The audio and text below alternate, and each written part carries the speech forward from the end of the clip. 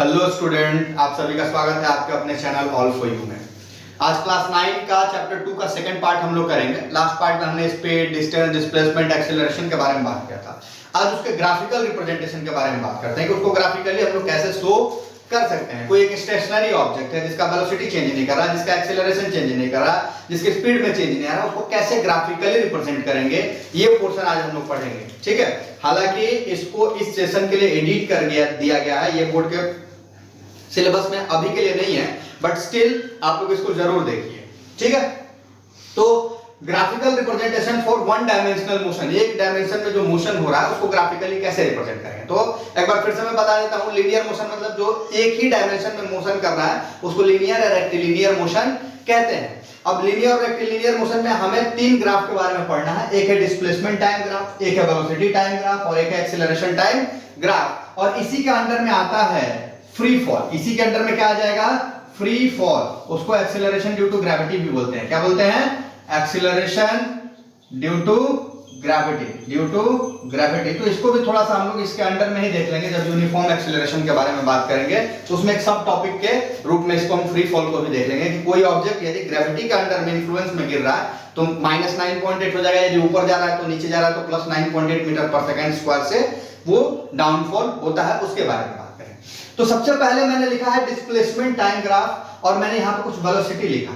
तो displacement time graph, अब याद रखना है कि हम क्या करते हैं कि कोई भी ग्राफ बनाते हैं तो उसको एक्स एक्सिस पे क्या रखते हैं? इंडिपेंडेंट क्वांटिटी, जिसका कि कोई चीज पे जो डिपेंड ना करे। क्या टाइम किसी चीज पे डिपेंड करता है? किसी के लिए रुक सकता है? नहीं रुक सकता। तो यदि मेरे पास डिस्प्लेसमेंट टाइम ग्राफ है तो टाइम को हम एक्स एक्सिस पे रखेंगे और डिस्प्लेसमेंट को कहां रखेंगे?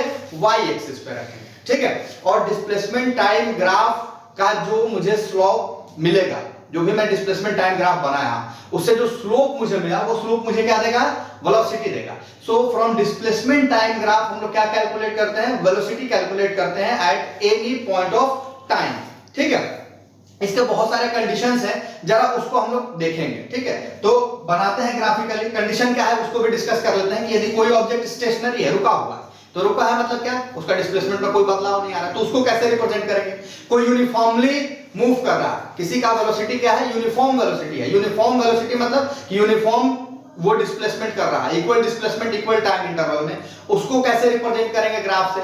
नॉन यूनिफॉर्म है तो उसको कैसे रिप्रेजेंट करेंगे ग्राफ से, इसके बारे में बात करेंगे। वैसे ही वेलोसिटी टाइम ग्राफ में भी uniform velocity, non uniform velocity के बारे में बात करेंगे। ठीक है, और फिर एक्सेलरेशन टाइम ग्राफ में बात करेंगे कि बिल्कुल एक्सेलरेशन नहीं हुआ या कांस्टेंट एक्सेलरेशन हुआ या नेगेटिव एक्सेलरेशन हुआ, इसके बारे में बात करेंगे। तो तीन ग्राफ सबके बारे में बात करेंगे, तो 9 ग्राफ टोटल हमारा बनेगा। देखते हैं पहला डिस्प्लेसमेंट टाइम ग्राफ, फिर वेलोसिटी टाइम ग्राफ करेंगे। नाउ डिस्प्लेसमेंट टाइम ग्राफ के पहले कंडीशन के बारे में बात करते हैं, जब क्या है? ऑब्जेक्ट रेस्ट में है, when object is at rest. ये किसका है? When object is at rest, at rest यानी कि ऑब्जेक्ट में कोई डिस्प्लेसमेंट नहीं हो रहा है। अब जरा देखते हैं, टाइम 1 सेकंड तब भी p डिस्प्लेसमेंट, 2 सेकंड तब भी p डिस्प्लेसमेंट, 3 सेकंड तब भी p, यानी कि वो ऑब्जेक्ट कहां पे ठहर गया है? p पे रुक गया है। तो यानी कि जब मैं रेस्ट के बारे में बात करूं तो डिस्प्लेसमेंट टाइम ग्राफ कैसा होगा? ऐसा होगा, कांस्टेंट हो जाएगा, पैरेलल टू एक्स एक्सिस। क्या हो जाएगा? Parallel to x axis. कभी भी कोई भी graph parallel to y axis यहां पे हम नहीं बना सकते हैं। क्यों? क्योंकि जब पैरेलल टू वाई एक्सिस बनाए तो मतलब क्या? वाई टाइम को रोक दिए 3 सेकंड पे। पॉसिबल है क्या कि टाइम 3 सेकंड पे रुक जाए? तो ऐसा कोई ग्राफ नहीं बनता है। तो इसको ध्यान में रखना है कि यदि टाइम एक्सिस पे कोई लाइन परपेंडिकुलर आके गिर रहा है और उसके बगल वाले से पैरेलल हो जा रहा है तो ऐसा कोई भी ग्राफ पॉसिबल नहीं है, क्योंकि टाइम रुक सकता नहीं है। मैं 3 पे टाइम को रोक नहीं सकता हूं, तो 3 पे पैरेलल हो गया मतलब क्या? टाइम 3 पे ही है, ऐसा पॉसिबल नहीं है। तो यानी कि जब मैं किसी भी ऑब्जेक्ट को रेस्ट में रिप्रेजेंट करना है तो मुझे parallel to x axis, time तो पास कर रहा है लेकिन इसके पोजीशन में चेंज नहीं आ रहा है, इसका position as it is p पे ही है। क्लियर? तो जैसे जैसे टाइम बदलते गया क्या इसका पोजीशन बदला? नहीं बदला, p पे ही है। इसका मतलब कि ऑब्जेक्ट कहां पे है? रेस्ट में है। दूसरा, यूनिफॉर्म मोशन के बारे में बात करते हैं। ऑब्जेक्ट जब यूनिफॉर्म मोशन करे, जब ऑब्जेक्ट यूनिफॉर्म मोशन करे, यूनिफॉर्म मोशन मतलब बराबर डिस्प्लेसमेंट बराबर टाइम, 1 2 3 4 5 ऐसे। तो when object is uniformly moving, तो यूनिफॉर्म को हम क्या करेंगे? स्ट्रेट लाइन से रिप्रेजेंट करते हैं। जरा देखते हैं, यहां पे 1 पे ये 1 है, ठीक है, 2 पे क्या है? 2 है, 3 पे क्या है? थोड़ा सा यहां पर गड़बड़ हो गया, 3 पे क्या है? 3 है। ठीक है, तो यानी कि इक्वल टाइम इंटरवल में इक्वल डिस्टेंस ट्रैवल कर रहा है, तो हम क्या बोलेंगे इसको, यूनिफॉर्मली मोशन कर रहा है, यूनिफॉर्म मोशन में है। ठीक है, ऑब्जेक्ट क्या है, यूनिफॉर्म मोशन में है। अब नेक्स्ट आते हैं कि इसके स्लोप से मुझे क्या मिलेगा। इसका स्लोप मैं कैलकुलेट करता हूं, tan थीटा। क्या कैलकुलेट करता हूं, ये मान लेते हैं y है, ये x है, तो क्या आ जाएगा y by x perpendicular by base, ये होता है ना। तो यहां से मुझे ये जो y बाई x का वैल्यू जो देगा वो क्या देगा, वेलोसिटी देगा। क्या देगा, velocity. It means slope of displacement time graph will give us the value of velocity at any point. अब चूंकि ये यूनिफॉर्म मूविंग ऑब्जेक्ट है, तो इसका जो स्लोप होगा हर जगह क्या होगा, सेम होगा। इसका स्लोप का वैल्यू हर जगह क्या होगा, सेम होगा।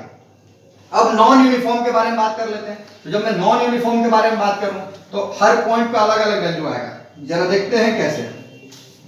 मान लेते हैं नॉन यूनिफॉर्म है, यानी कि ये कहीं ऐसे है, क्या है, कहीं ऐसे है।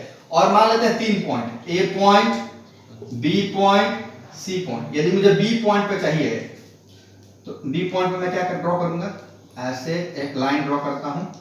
आप यहां पे tan थीटा, तो इसका वैल्यू अलग होगा। जब मुझे सी पॉइंट पे चाहिए तो जरा देखते हैं, इसका वैल्यू जो tan थीटा का होगा वो अलग होगा। हर पॉइंट पे एक टेंजेंट लेंगे और वहां पे tan थीटा ड्रॉ कर लेंगे। तो इसका जो टेंजेंट का वैल्यू देगा वो मुझे हर पॉइंट पे मैं उसका टेंजेंट ड्रॉ कर लूं तो मुझे क्या मिल जाएगा, tan थीटा का वैल्यू मिल जाएगा। और यही tan थीटा क्या देगा, इसका स्लोप बताएगा। यानी कि यहाँ पे हर का वैल्यू क्या होगा, चेंज होगा। नॉन यूनिफॉर्म में मतलब क्या, चेंज हो रहा है। ठीक है, तो चेंज हो रहा है, अलग अलग वैल्यू आ रहा है, तो बोलेंगे नॉन यूनिफॉर्म वेलोसिटी। ठीक है, तो नॉन यूनिफॉर्मली मूविंग ऑब्जेक्ट का जो है ऐसे ग्राफ बनेगा। क्लियर है, तो ये था डिस्प्लेसमेंट टाइम ग्राफ के बारे में, जिससे कि मुझे क्या मिल रहा था, वेलोसिटी मिल रहा था। अब आते हैं वेलोसिटी टाइम ग्राफ के बारे में। किसके बारे में, वेलोसिटी टाइम ग्राफ के बारे में। और वेलोसिटी टाइम ग्राफ से मुझे क्या मिलेगा, या तो मैं डिस्प्लेसमेंट कैलकुलेट कर लूं या एक्सीलरेशन कैलकुलेट कर लूं वेलोसिटी टाइम ग्राफ से। Now let's talk about velocity time graph. तो वेलोसिटी टाइम ग्राफ से मुझे क्या मिलेगा, एक्सेलरेशन मिलेगा और डिस्प्लेसमेंट मिलेगा। कब डिस्प्लेसमेंट मिलेगा और कब एक्सेलरेशन मिलेगा, इसके बारे में बात करते हैं। तो जब मैं वेलोसिटी टाइम ग्राफ में यदि बना रहा हूं, जरा देखिएगा यहां, तो वेलोसिटी को मैं क्या लूंगा, y एक्सिस पे, टाइम को क्या लूंगा, x एक्सिस पे। ये इंडिपेंडेंट और ये डिपेंडेंट। अब जरा देखते हैं कि वेलोसिटी टाइम ग्राफ से यदि मैं बोलूं कि जरा यहां पे एक लाइन मैंने ड्रॉ किया, ठीक है, मान लीजिए इसको मैं क्लोज कर देता हूं। तो ये तो टाइम है, ये वेलोसिटी मान लो यहाँ पे 10 मीटर पर सेकंड है, क्या है, 10 मीटर पर सेकंड। और मैं 5 मिनट के लिए बात कर रहा हूं, तो इसके अंडर में जो एरिया है, इसके अंडर में जो एरिया है, यदि मैं एरिया को कैलकुलेट करूं तो क्या बोलूंगा, एरिया कैसे निकलेगा इस रेक्टेंगल का, time into velocity. Time into velocity, यही एरिया बताएगा ना। तो एरिया के लिए मैं क्या लिखूं, टाइम इनटू वेलोसिटी। ठीक है, और वेलोसिटी इक्वल टू मेरा क्या होता है, वेलोसिटी इक्वल टू क्या होता है, डिस्प्लेसमेंट अपॉन टाइम। ये कट गया, ये कट गया, तो एरिया से मुझे क्या मिल रहा है, डिस्प्लेसमेंट। क्या मिल रहा है, डिस्प्लेसमेंट मिल रहा है। एरिया से मुझे क्या मिल रहा है, डिस्प्लेसमेंट मिल रहा है। So area under curve, area under graph of velocity time graph, velocity time graph के अंडर में जो एरिया कवर हुआ, यदि उसका कैलकुलेशन करें तो उससे मुझे क्या मिलेगा, नेट डिस्प्लेसमेंट। क्या मिलेगा, नेट डिस्प्लेसमेंट। और मैं यदि स्लोप कैलकुलेट करूं, मैं यदि इस वेलोसिटी टाइम ग्राफ का स्लोप कैलकुलेट करूं तो वहां से मुझे क्या मिलेगा, वहां से एक्सेलरेशन या रिटार्डेशन मिलेगा। कैसे, ये देखते हैं। अच्छा, ये भी एक एग्जांपल है, ये यूनिफॉर्म वेलोसिटी का है। देखो टाइम चेंज हो रहा है ना, यहां टाइम बदलते जा रहा है इधर से इधर, वेलोसिटी बदला क्या, नहीं, यानी कि वेलोसिटी इक्वल है, यूनिफॉर्म वेलोसिटी। ये किसके लिए है, यूनिफॉर्म वेलोसिटी के लिए। तो ये ग्राफ क्या हो गया, यूनिफॉर्म वेलोसिटी। यूनिफॉर्म वेलोसिटी का ग्राफ क्या हो जाएगा, parallel to time axis, parallel to time axis about any velocity. किसी भी वेलोसिटी से पैरेलल हो गया, मतलब कि उतने से ही चल रहा है, बदलाव नहीं हो रहा है। इसका मतलब रुका हुआ नहीं है, वेलोसिटी है लेकिन कांस्टेंट वेलोसिटी है, 10 मीटर पर सेकंड का ही वेलोसिटी है, बदलाव उसमें नहीं आ रहा।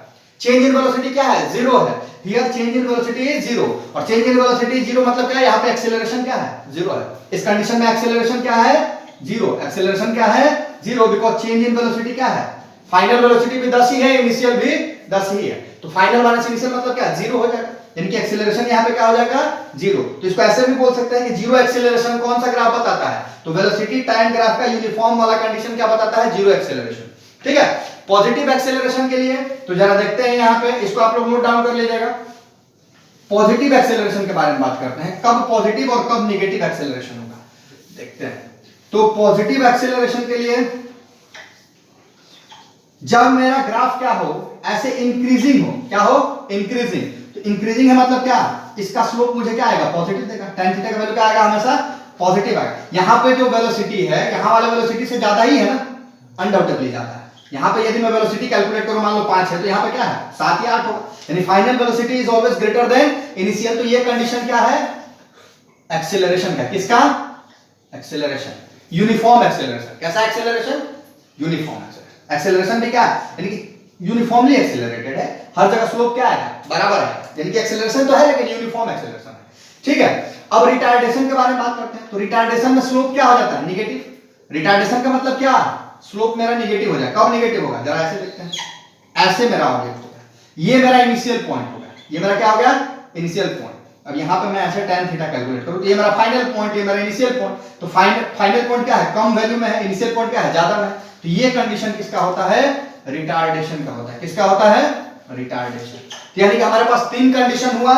एक कंडीशन जब कांस्टेंट था तो वहां पे क्या था, यूनिफॉर्म वेलोसिटी था, यानी कि एक्सीलरेशन 0। जब इंक्रीजिंग था तो एक्सीलरेशन था, और जब डिक्रीजिंग है तो रिटार्डेशन। मैंने बोला था फ्री फॉल। फ्री फॉल का मतलब क्या है भाई, फ्री फॉल का मतलब है कि एक्सेलरेशन क्या है, कांस्टेंट है, 9.8 9.8 9.8 हर जगह वही होगा, ठीक है। या फिर ऊपर जा रहा है तो -9.8 अगेंस्ट द ग्रेविटी जा रहा है, तो यानी वहां पे क्या है, यूनिफॉर्म एक्सेलरेशन है। क्या है, यूनिफॉर्म एक्सेलरेशन का वो केस होता है। So free fall is the case of uniform acceleration where uniform, यानी कि ऐसे ही जाएगा, इंक्रीजिंग है तो ऐसे ही जाएगा, डिक्रीजिंग है तो ऐसे ही आएगा। बात समझ में आया। तो वो भी क्या है, वेलोसिटी टाइम ग्राफ से वहां से भी मुझे यूनिफॉर्म एक्सेलरेशन का केस वो आ जाएगा। नेक्स्ट पार्ट हमारा है acceleration time graph. Acceleration time graph. Now let's talk about acceleration time graph.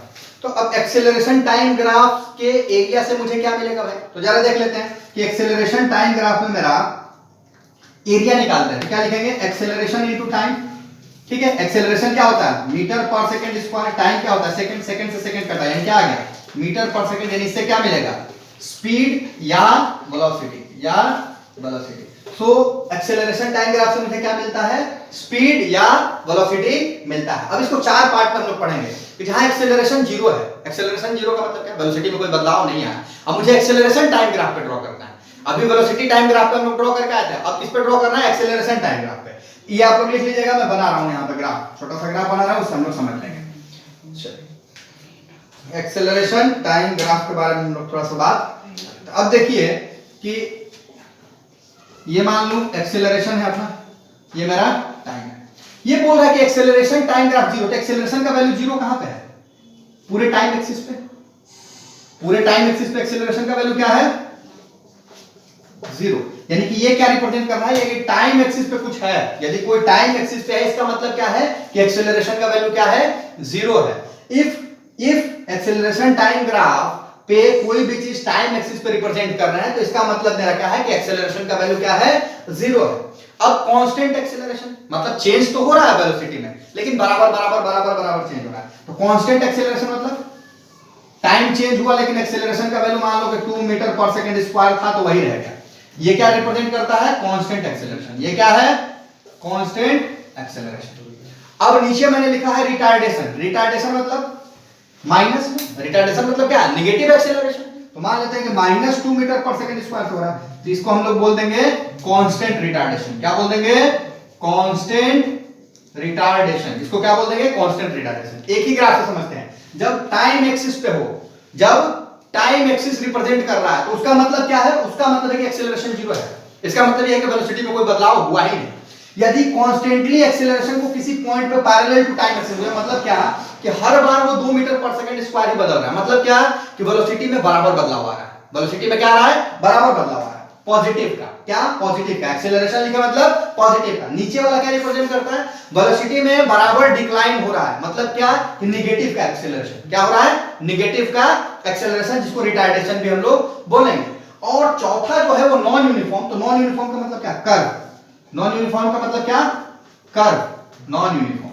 यदि कर्व से रिप्रेजेंट कर रहे हैं एक्सेलरेशन टाइम ग्राफ को, तो वो बताएगा नॉन यूनिफॉर्म मोशन। क्या बताएगा, नॉन यूनिफॉर्म एक्सेलरेशन रहता है। वो क्या बताएगा, नॉन यूनिफॉर्म एक्सेलरेशन। और एक्सेलरेशन टाइम ग्राफ के स्लोप से मुझे क्या मिलेगा, चेंज इन एक्सेलरेशन मिलेगा। क्या मिलेगा, चेंज इन एक्सेलरेशन। यानी कि एक्सेलरेशन पर यूनिट टाइम क्या है, एक्सेलरेशन में बदला, rate of change of acceleration is called acceleration itself. तो यहां से मुझे एक्सेलरेशन ही मिलेगा, बात समझ में आया? और इसकी एरिया से मुझे क्या मिल जाएगा, एरिया से हम लोग कैलकुलेट किए थे चेंज इन स्पीड या वेलोसिटी मिल जाता है।